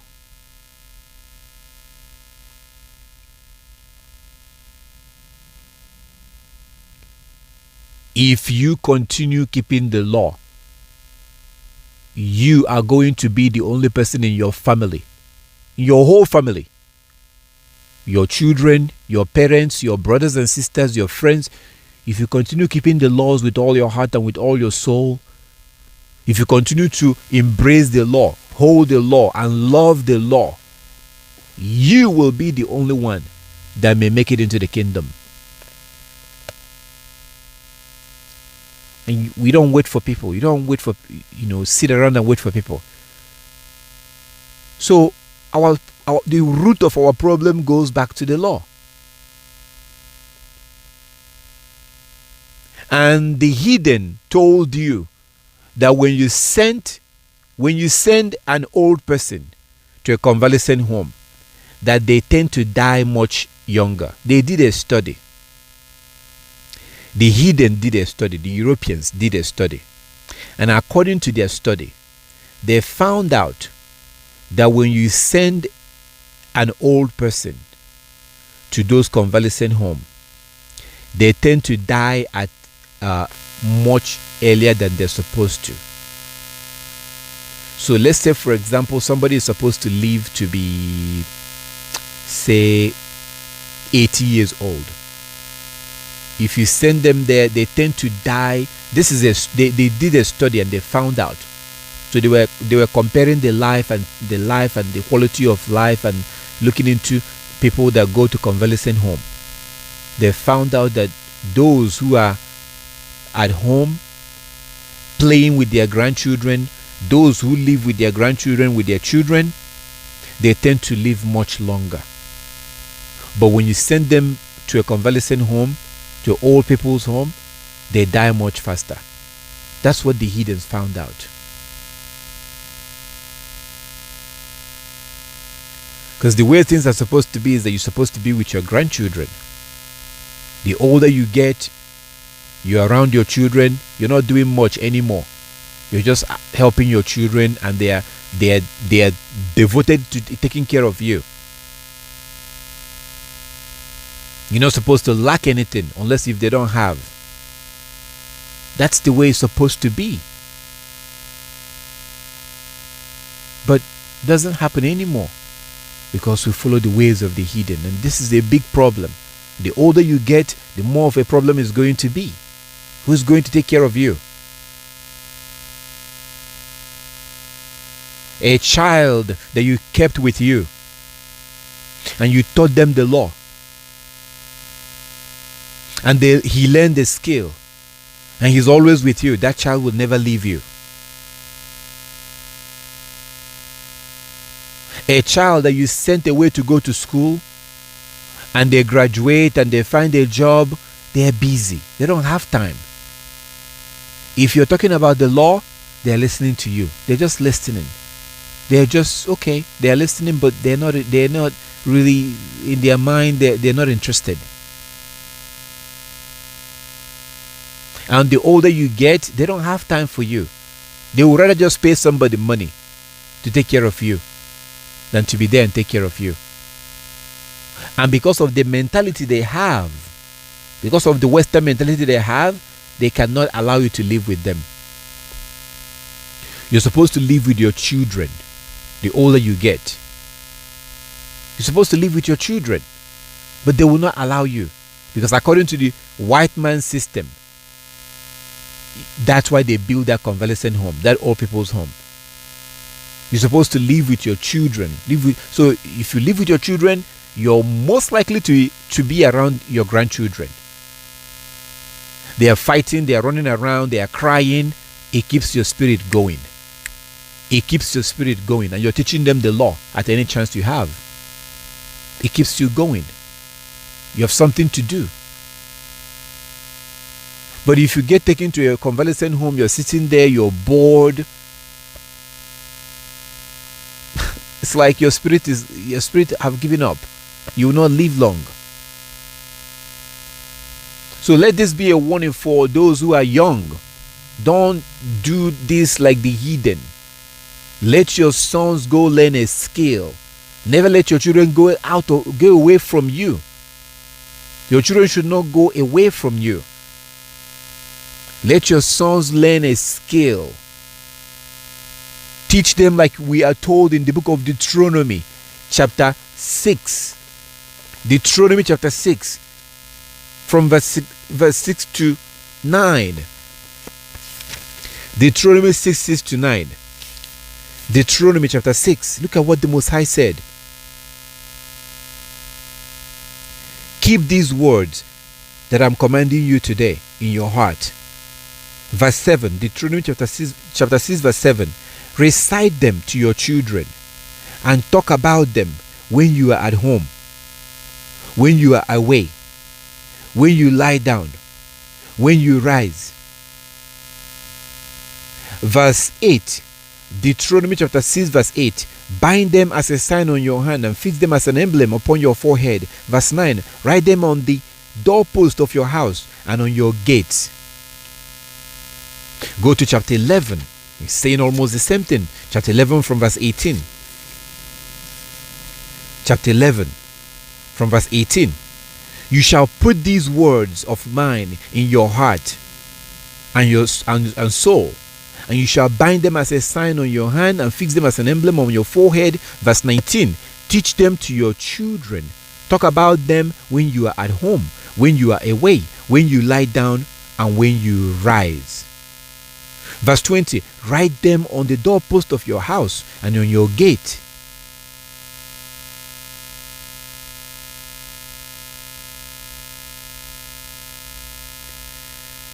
Are we doing this today? No. Because these children are being taught by other people. Our children are being educated by other people. And right now, in your mind, you are thinking, can he finish talking about this already? He's wasting time. I don't want to hear that. I already know that. I know. Can we talk about something else? That's what you're thinking now. But there will come a time, it could be in about 15 years or 20 years from now, that you will look back and you remember. I'll probably be gone by then. I'll be dead by then. And you look back and you remember, I remember there was, a long time ago, 15 years ago, 20 years ago, 10 years ago, I used to listen to this brother and he was talking about this. But at that time, by that time, the damage has been done.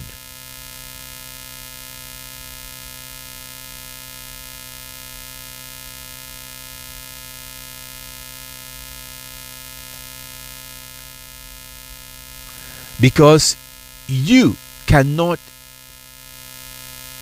once you send a child to school and they go to school and they get a job, it's done. It will be a miracle for that child to turn around and say and listen to you when you're talking about the law. They will not listen to you. The chances of them listening to you is almost zero. Once your child goes to school and gets a job and gets a career, the chances of them listening to you is almost zero. Almost down to zero. Because you have already sacrificed them at that point. Yes, I use the word sacrifice. You have sacrificed them at that point. You sacrificed them. That's what you did. So this is the time to not send them into that system. And this is the time to bring them out of that system. Your children are supposed to be with you all the time. They're supposed to be with you. They're not supposed to be sent to go to school. Children should not be going to school. They should not. You're supposed to be educating them yourself. If you're sending them to school, you will lose them. And there will come a time that you will need them, but they will not be there. And you will start praying, but your prayer will not be answered. Just like there are sisters today who are praying for their sons. I got a call from an older sister from the Caribbean, and she was crying because as she's learning these laws right now, as she was learning the law, she was wishing that she had taught her children. Her son was a grown man. She herself was very old, and she was hoping that she had raised her children according to the law. So there's no amount of prayer that will turn them around, because whatever you sow is what you will reap. But these heathen will try to make you that you must send your children to school. That's why where you are is very important. If you are in a place where they are forcing you to send your children to school, you have to leave. You have to get away from that place. If you are in a place where they are forcing you to send your children to school, you have to move. Even if you have a house, that place, you have to move. If you don't know what to do, rent that house. Move somewhere else. Our people are always on the move. The Most High doesn't want us to settle and stay in one place. He wants us to be able to move. If we are in a place and that place is difficult to live in and keep the law, He wants us to move, go somewhere else. That's why He always tells our ancestors, all right, get up, go.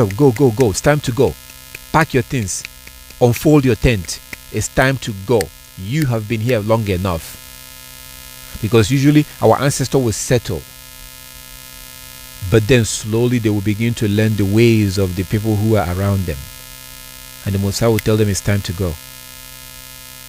That's one of the reasons why our ancestors did not want to leave Egypt. So if you live in a country, just like we're all in different countries, and the people in that country, typically the heathens are the ones that do this. The Europeans are the ones that will force you. If you refuse to send your children to school, they will send you to jail. So it's time to go. It's time to pack your things and leave that place. The Most High will destroy them anyways, so you shouldn't be there in the first place. If you live in a country where they are forcing you that your children must go to school, you have to leave that place.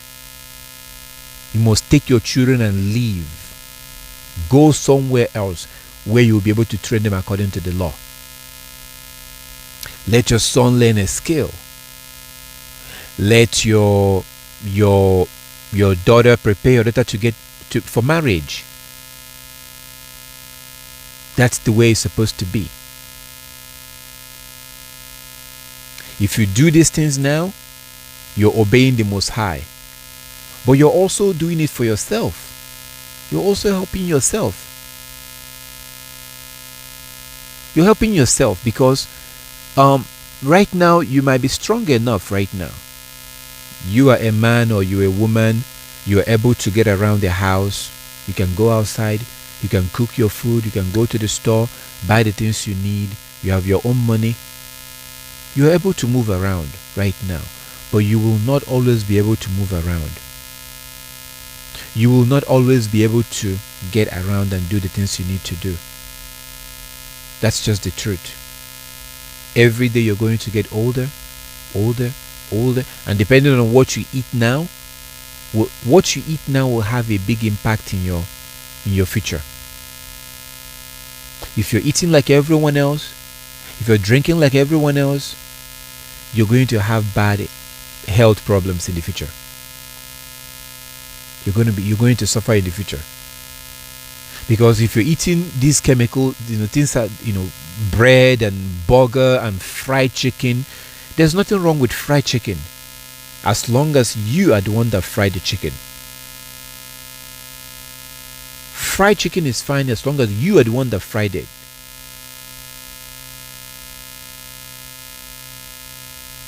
But you shouldn't be eating fried chicken every month or every week. So if you eat these things, you have to realize that the things you buy from the store, they add all kinds of chemicals. All kinds of chemicals in those things. And it will cause your body to degrade much faster. So even if you are healthy, even if you ate good food and everything, you're still going to get old. And that's fine. It's okay to be old. It's a blessing to be old. The bottom line and the truth is that eventually you're going to need help. You will need help. And if you don't raise your children or your grandchildren according to the law now, they will not be there to take care of you. And Europe and America is also a bad place for you to grow old. No matter how you raise your children. If you are a lawkeeper, I have an advice for you.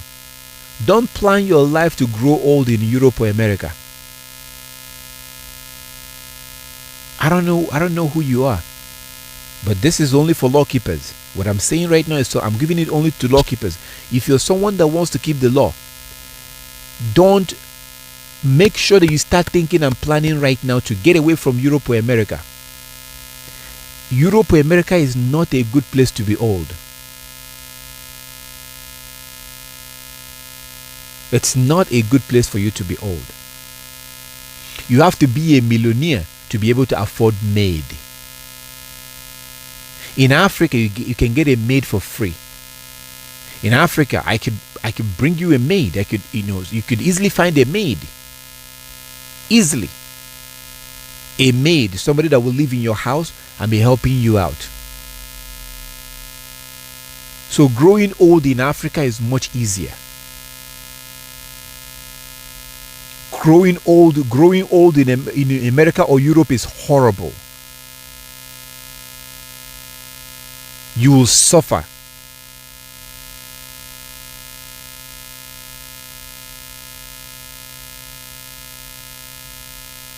In Africa, you could live by yourself as an old person, old man or old woman.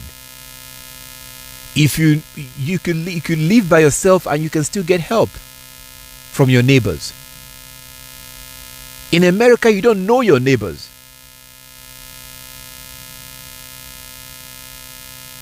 In Africa, you could live by yourself as an old man or old woman, and your neighbor can appoint one of their children to be your maid, to help you, without taking a dime from you.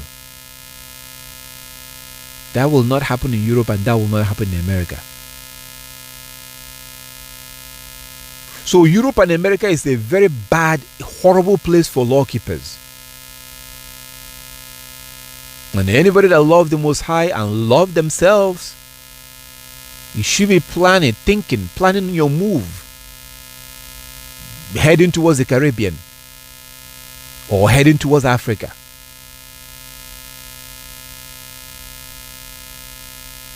Europe and America is a hostile place for lawkeepers.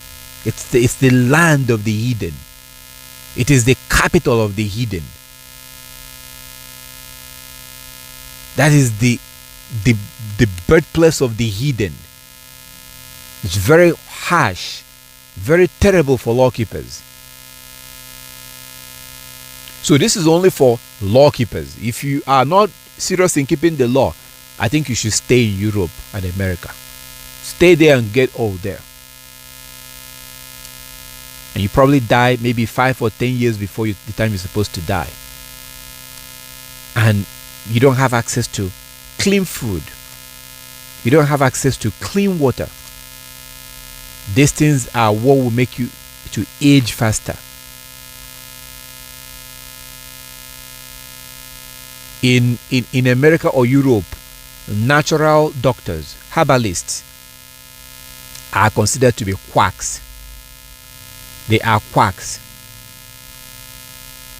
In Africa, you are more likely to see a herbalist that will give you natural medicine that will not have 25 symptoms. You're taking a medicine because you have a headache, but then the symptom is diarrhea. The symptom is heart attack. The symptom is all these symptoms. You want to treat one thing, but then you have to go through these horrible stages because of one medicine. So law-keepers that are in Europe or America, you should be thinking, don't plan to grow old in America or Europe.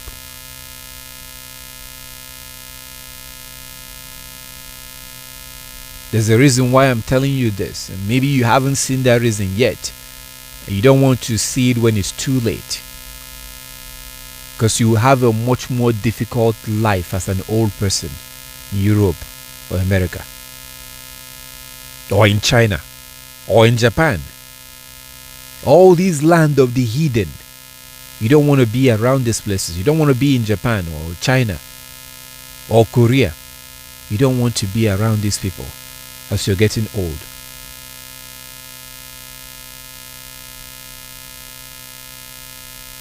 And it's difficult to keep the law in these places. So we have to first, if you have little children, start teaching them the law. Teach them the law. Raise them according to the law. Take them out of the school system. Educate them yourself. Let your son go learn a skill. We have a lot more opportunity today compared to the past. Your son can learn things from online. He can learn to be a graphic designer. He can learn how to make apps. He can learn things they can learn online. So there's a lot more option. A lawkeeper must be independent. Your son or your daughter can. I'm not talking about your daughter. I'm talking about your son, because your daughter should get married. Your daughter should not be going to school. Your daughter should not be learning a trade. Your daughter should be trained according to Titus chapter 2. Your daughter should learn how to be a wife and get married immediately before they lose their virginity, to which the Most High will hold you responsible.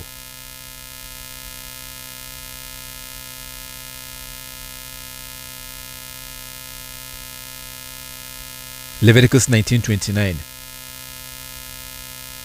Leviticus 19:29. Do not cause your daughter to be a whore.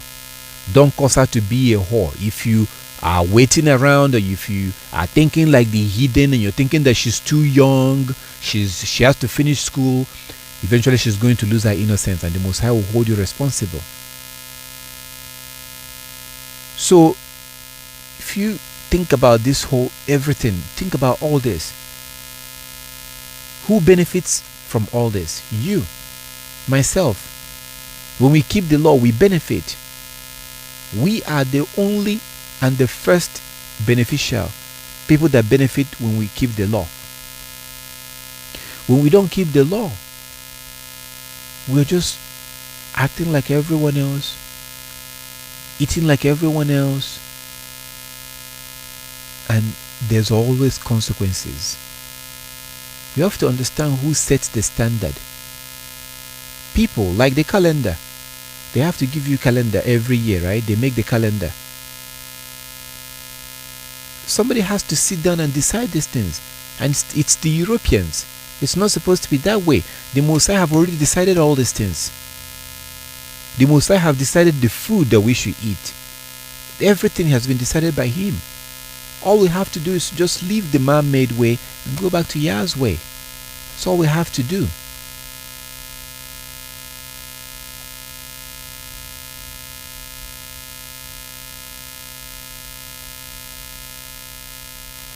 So the earlier we start that, the better for us. Some of us, a lot of damage has been done. Maybe you're no longer drinking soda right now, but all your life you were drinking soda and drinking soft drink, drinking beer, drinking wine. You shouldn't be drinking any of this. The only wine you should drink is palm wine. Why? Because palm wine comes straight from the palm tree. It's a wine from the Most High. It will not destroy your kidney. It will not destroy your liver like man-made wine will have effects on your liver. Because it's chemical. Do you know why you have soda? Soda is very popular today worldwide. Coca-Cola is popular worldwide. Do you know why you have that? Because of what the Most High told us in Jeremiah chapter 9. Read Jeremiah chapter 9, 11 to 16.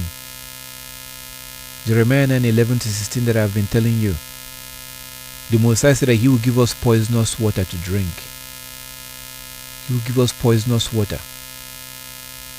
So all this man-made drink, the Most High, they designed this man-made drink, and the people who are disobedient to our Heavenly Father will be drinking these poisonous waters that are very bad for your body. They are very bad for your liver, they are very bad for your system. But law keepers will not drink it. Law keepers will stay away. Law keepers can drink orange juice that they make themselves, apple juice that they make themselves, not the one you buy from the store. So listening and applying these things to your life can actually add 5-10 years to your life. That's 5-10 years. If I'm supposed to die now and I'm given opportunity to live for the next 5 years, that's a lot of time. That's a long time to live. If I'm supposed to be dead now, or if you're supposed to be dead now and you get 5 more years, that 5 years is a long time, considering the fact you're supposed to be dead. So the choices and decisions we make now affects our life in the future. If we don't care and we just think like everyone else, then we will end up like everyone else. And people are dying at a younger age now.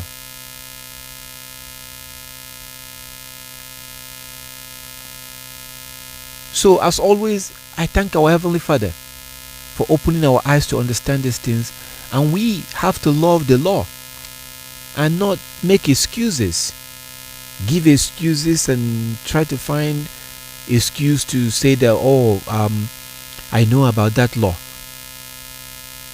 but I can't keep it now because of this, because of that. We should be happy and grateful that we have the opportunity to keep this law. We should be thanking our Heavenly Father for the opportunity to know about His Sabbath days, because He kept the Sabbath in the beginning. He told us to keep the Sabbath, and He said that the Sabbath will be kept in the kingdom.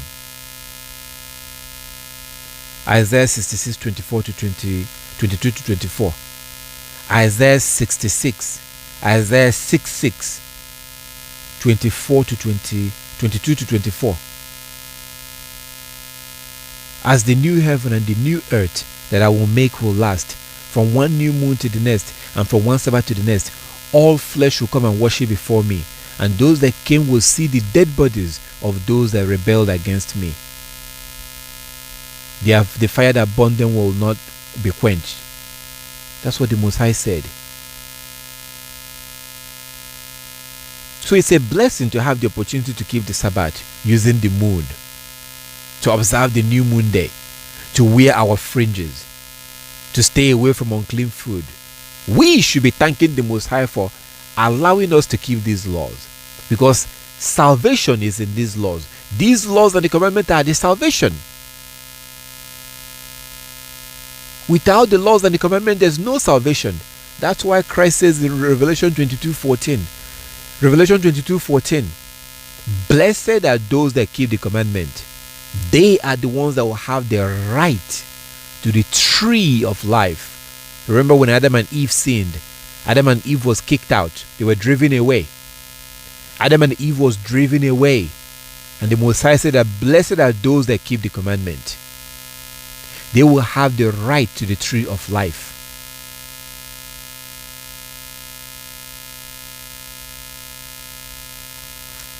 This is the salvation. Our salvation is the commandment. And this commandment is also our life right now.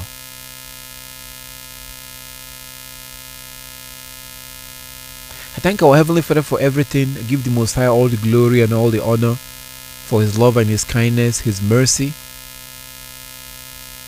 For those who are already keeping the law, these are encouragement to continue. I encourage you to continue. Don't give up.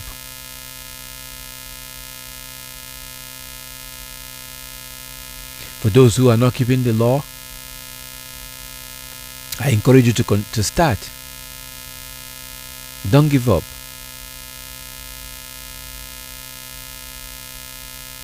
Everything comes down to the law. It's all about the law. And I thank our Heavenly Father for giving us the opportunity to know that we have to keep the law and to start keeping the law, because that's the only way we please Him. John 14:15. John 14:15. If you love me, keep my commandment. John chapter 14 verse 15. If you love me, keep my commandment. 1 John chapter 5 verse 3. 1 John chapter 5 verse 3. This is the love of Yah, that we keep His commandment.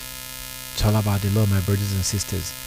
So all praises to our Heavenly Father for everything, for opening our eyes, and for His blessings and His kindness, His mercy, for giving us the opportunity to be able to gather in this wonderful day to praise Him and to worship Him. All praises to our Heavenly Father for everything He's doing and everything He's done for us.